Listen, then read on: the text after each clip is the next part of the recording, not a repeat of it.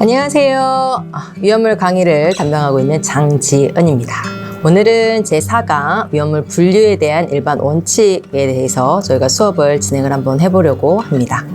저희 위험물 분류라고 하는 부분에 있어서 일반 원칙은 저희가 제1강에서 배웠던 위험물 정의에 근거해서 그다음 제2강에서 배우셨던 저희 위험물 규정에 대한 목차를 통해서 섹션 3라고 하는 클래시피케이션이라고 하는 부분에서 잠시 언급했던 그 내용을 가지고 저희가 일반 원칙에 대한 내용을 살펴보려고 합니다. 그럼 시작하도록 하겠습니다.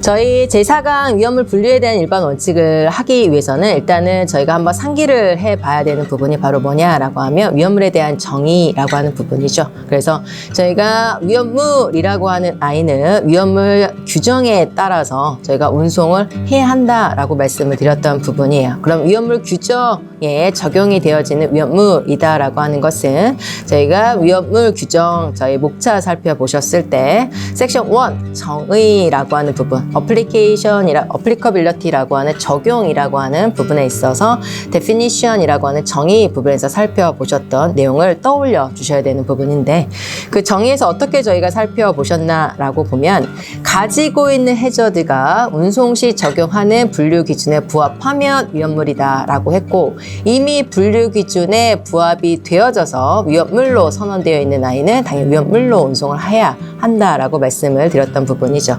그러면 운송 시 적용하는 분류 기준이라고 하는 것은 저희 DGR이라고 하는 위험물 규정 섹션 3 클래시피케이션에 언급되어져 있다라고 말씀을 드렸던 부분이고 그 섹션 3 클래시피케이션에 언급되어져 있는 내용을 이번 강의를 통해서 일반 원칙의 수준에 근거해서 저희가 살펴보고자 한다라고 하는 것을 보아주시면 될 것 같아요. 그러면 위험물 분류라고 하는 부분을 살펴주실 수가 있는데 저희가 위험물은 크게 9가지의 클래스로 구분이 되어져요. 근데 이 클래스라고 하는 부분은 어떻게 구분이 되어지느냐라고 하는 것은 클래스 1이라고 하는 아이는 이따가 저희가 더 자세히 살펴보긴 하겠지만 간단히 설명을 위해서 먼저 말씀을 드리자라고 하면 클래스 1이라고 하는 아이는 익스플로시브라고 해가지고 폭발성 제품과 물질이 분류가 되어지고 클래스 2라고 하는 아이는 가스류가 분류가 되어지고요. 클래스 3라고 하는 것은 이나스 액체류가 분류가 되어지고요. 그다음에 클래스 8 같은 경우에는 저희가 부식성 물질이 분류가 되어지는 요와 같이 각각의 클래스 9가지의 클래스로 구분이 되어진다라고 하는 부분이죠. 그런데 이렇게 9가지 클래스로 분류되어지는 당연히 기준이라는 게 있겠죠. 그 기준이라고 하는 것은 뭐냐라고 하는 것은 저희가 타입 오브 해저드라고 하는 기준에 따라서 클래스 1부터 클래스 9까지 구분이 되어진다라고 하는 것을 보아주실 수가 있어요. 그래서 클래스 1이라고 하는 것은 폭발성의 타입의 형태를 갖고 있는 아이를 클래스 1으로 분류가 되어지고 가스류의 해저드의 형태를 갖고 있는 아이는 클래스 2로 분류가 되어진다라고 하는 거죠. 그 다음에 클래스 7이라고 하는 것은 방사선 물질에 해당이 되어지는 타입 오브 해저드에 분류되어진 아이들이 선언이 되어진다라고 하는 거죠. 이 말의 의미는 뭐냐면 저희가 위험도에 따라서 클래스가 구분되어지는 게 아니다라고 하는 부분이죠. 저희가 degree of danger라고 하는 위험도에 따라서 클래스가 구분이 되어지는 게 아니고 가지고 있는 해저드가 어떤 형태이냐에 따라서 클래스 1부터 클래스 9까지 구분이 되어진다라고 하는 것을 보아주실 수가 있다라는 거죠. 그래서 type of hazard에 따라서 클래스가 9가지로 구분이 되어진다라고 하는 거 보아주실 수가 있다라는 거고 그 다음에 특정 클래스 같은 경우에는 그 타입 오브 해저드의 범위가 너무 넓어서 좀 더 세분화 시켜가지고 타입 오브 해저드를 조금 더 세분화 시켜놔서 구분해 놓는 게 있는데 그게 바로 디비전이라고 하는 부분이에요. 그래서 특정 클래스 같은 경우에는 타입 오브 해저드의 범위가 방대하다 보니까 좀 더 세분화시킨 디비전이라고 하는 군을 또 가지고 있다라고 하는 것을 보아주시면 될 것 같고요. 그 다음에 저희가 위험도라고 하는 degree of danger라고 하는 것은 저희가 어떠한 표현으로 사용을 하고 있느냐라고 하는 것은 바로 패킹 그룹이라고 하는 포장 등급으로 선언을 해서 해서 진행을 한다라고 보아주시면 되는 거죠. 그래서 패킹 그룹이다라고 하는 것은 포장할 목적으로 저희가 degree of danger라고 하는 위험도에 따라서 저희가 고위험, 저위험, 중위험 이런 식으로 구분이 되어지는 게 있다라고 하는 것을 보아주시면 될 것 같아요. 그래서 위험물에 대한 분류는 type of hazard, 위험성의 형태에 따라서 총 9가지의 클래스로 구분이 되어지는 부분이고, 그다음에 특정 클래스, 특정 분해에서는 저희가 포장 등급이라고 하는 위험도에 따른 패킹 그룹이라는 게 또 지정이 되어진다라고 하는 것을 살펴주실 수 있다라는 것을 봐주시면 되겠죠. 그러면 저희가 이제 9가지 클래스로 타입 오브 해저드에 따라서 저희가 나눠진다라고 말씀을 드렸던 부분인 거고, 각 클래스에 대한 세부적인 분류 기준이라고 하는 것은 DGR에 있어서 저희 위험물 규정에 있어서 섹션 3에 저희 분류라고 하는 곳에 상세 기준이 언급되어져 있다라고 하는 것을 보아주시면 될 것 같아요. 그러면 저희가 이제 각각에 대한 클래스에 대한 부분에 대한 내용의 타이틀을 좀 보고 갈 거고, 상세한 분류 기준이라는 것은 저희가 향후 강의를 통해서 여러분에게 안내를 해드릴 예정이에요. 그래서 그거의 내용을 참고해 주시면 될 것 같고요. 그러면 클래스 번호가 매겨진 순서 1번부터 9번이라고 하는 것은 제가 앞서 말씀을 드렸던 것처럼 이 분류되는 기준이 타입 오브 해저드이기 때문에 위험도 순서라는 개념 아니라고 말씀을 드렸었잖아요. 그렇기 때문에 클래스 1부터 클래스 9까지 매겨진 번호라고 하는 것은 편의상 번호가 매겨진 거지, 위험도에 따라서 저희가 클래스 1, 클래스 2, 클래스 3로 구분되어지는 것은 아니다라고 하는 것을 보아주실 수가 있죠. 즉 저희가 가스류가 클래스 2가 되는 거고, 저희 방사선 물질은 클래스 7, 7이 되어지는데, 가스류가 위험도가 높아서 방사선 물질보다 위험도가 높아서 가스류 분류되어지는 거 아니다라는 거 다시 한번 말씀을 드려요. 그래서 타입 오브 해저드, 위험성의 형태에 따라서 저희가 클래스가 구분이 되어지는 거고, 매겨진 번호라고 하는 것은 편의상 부여된 번호이다라고 하는 것을 보아주시면 되고, 특정 클래스 안에는 위험도를 나타내는 패킹 그룹이라고 하는 저희 디그리 오브 덴저라고 하는 부분이 또 별도로 선언되어 있는 것을 살펴주실 수가 있다라는 것을 봐주시면 되겠다라는 거죠.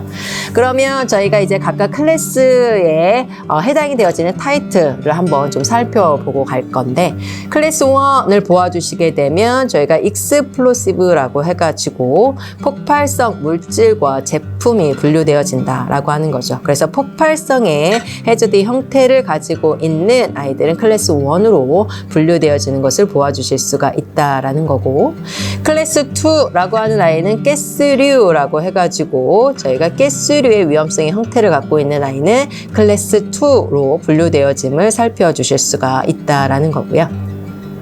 클래스 3 같은 경우에는 인화성 액체류라고 하는 부분이죠. 액체류인데 인화성을 가지고 있는 액체류는 클래스 3로 분류되어질 수가 있다라는 거 살펴주시면 되고, 클래스 4 같은 경우에는 저희가 Flammable Solid라고 하는 타이틀을 가지고 있는데, 즉 가연성 고체류라고 하는 것을 보아주실 수가 있어요. 그래서 클래스 4 같은 경우에는 가연성 고체류 등이 분류가 되어지는 것을 보아주시면 되고, 클래스 5라고 하는 클래스 5 같은 경우에는 저희 옥시다이징 서브스턴스와 올가닉 프록사이드라고 하는 산화성 물질과 그 다음에 유기 과산화물이 저희가 분류되어짐을 보아주실 수가 있고, 그 분류되어지는 기준은 아까도 말씀드렸지만 DGR상의 섹션 3 분류 기준에 언급되어진다라는 거 봐주시면 되고, 그 다음에 클래스 6 같은 경우에는 저희가 톡식과 간염성 물질, 즉 톡식이라고 하는 독성 물질과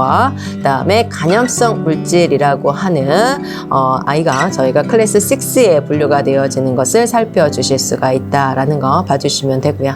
네, 클래스 7이라고 하는 것은 저희가 방사선 물질이 분류되어지는 것을 보아주실 수가 있고, 네, 클래스 8 같은 경우에는 코러시브라고 해서 부식성 물질이라고 하는 아이가 저희가 선언되어져 있는 것을 보아주실 수가 있다라는 거고, 마지막 클래스 9이라고 하는 것은 무엇이냐면 클래스 1부터 클래스 8의 분류 기준에는 부합하지 않지만 저희가 위험성을 가지고 있고 운송 시 저희가 관리 규제를 해야 되는 부분이 있는 것들은 클래스 9으로 분류가 되어진다라고 하는 부분이죠. 그래서 miscellaneous dangerous substance and articles라고 되어 있잖아요. 그래서 기타에 해당이 되어지는 위험물질과 그 다음에 제품이 분류되어지는 부분인 거고, 환경 유해성 물질을 포함해서 저희가 리튬 배터리라고 하는 아이도 저희 클래스 9으로 분류가 되어지고, 드라이 아이스 같은 경우에도 클래스 9으로 분류가 되어지고요. 자석 물질 같은 경우에도 클래스 9으로 분류가 되어지는 것을 보아주실 수가 있다라는 거겠죠. 그래서 클래스 1부터 클래스 9까지 총 9가지의 클래스로 구분되어지고, 각각의 클래스에 대한 분류 기준에 대한 상세 내역은 저희 위험물 규정 섹션 3 클래시피케이션이라고 하는 부분에 있어서 각각의 서브섹션으로 클래스 1부터 클래스 9까지 언급되어져 있다라는 거고, 향후 저희가 별도로 다루어 볼 거다라고 하는 것도 보아주시면 되겠죠. 그 다음에 일부 클래스 같은 경우에는 아까도 잠시 말씀드렸지만 저희가 해저드의 타입에 따라서 클래스가 구분이 되어지는데, 그 타입 오브 해저드의 범위가 방대한 클래스 같은 경우에는 그 안에서 세부적으로 디비전이라고 하는 군이 또 별도로 선언되어 있다라고 하는 부분이죠. 그 중에 하나의 예를 들어보게 되면 바로 가스류 같은 경우인데요.